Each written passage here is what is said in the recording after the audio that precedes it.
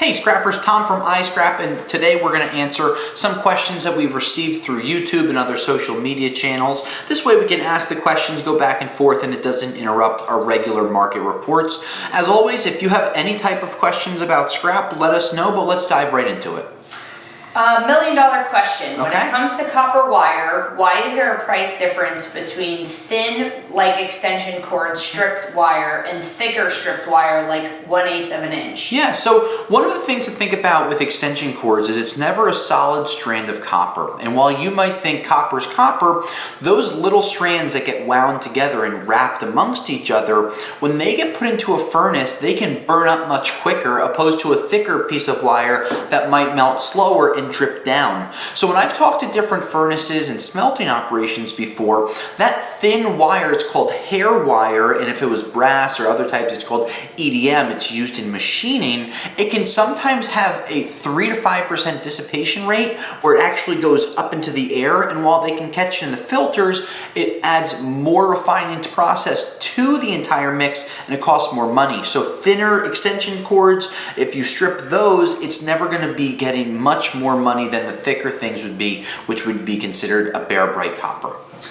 Another question. Can you smelt an entire thing of tin-coated copper into a bronze-type alloy? Yeah, so that's an interesting question. I mean, I guess you could, and it would probably be bought as bronze type of an alloy, but there's no reason to ever do that. You know, we disagree with people when it comes to ingot making. So when you go to melt metals down on your own, if it's a hobby, that's one thing, and some guys like doing it. And listen, that's awesome. I'm happy that you like to do it. I hope you do it in an environmentally friendly way. But smelting down something like a tin-coated wire or a tin-coated bus bar and combining those metals is never going to make you more money, because when you go to the scrap yard, you're going to have two different chemical compositions mixed together, and you can also almost think of it like a soup, right? Or like a pasta sauce. If you have pasta sauce in one jar and cheese in another jar, and you mix the two together, well then you're gonna have a cheesy pasta sauce. But when you sprinkle it on top of the pasta, you might be able to scoop that off, and that's kind of how it is in the tin world.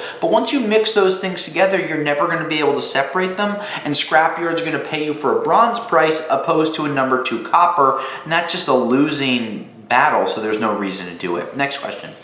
Is it worth separating low-grade boards that come out of heat and air units? Yeah, so this is another interesting question. If you're already taking those units apart, washing machines, air conditioners, dryers, things that either create heat or cool heat down, you're going to see these boards on there. A lot of them are lower grade boards with very little precious metals on them. So if you're already taking everything else apart, we advise taking them off because it's better for the recycling purposes, but you want to make sure that you know what the price is on those so you're not wasting your time.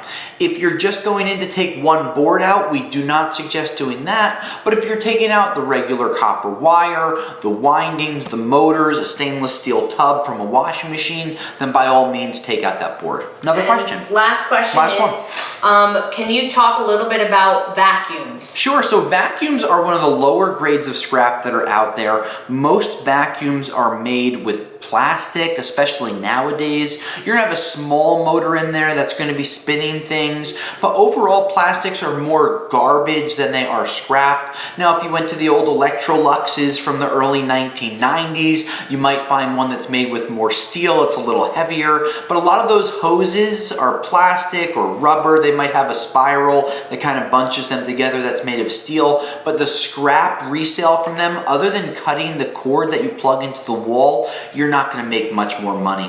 Scrappers, these are questions that you created, that we answered, and we want to hear more of your questions, whether you're supporting us through Patreon, asking questions there, or on any of our social channels. We thank you for your time. Until next time, Scrappers, I'll scrap you later. Thanks for checking out our scrap videos. By becoming a Patreon supporter today, you'll be entered into monthly giveaways for tools and other products to help you make more money with your scrap.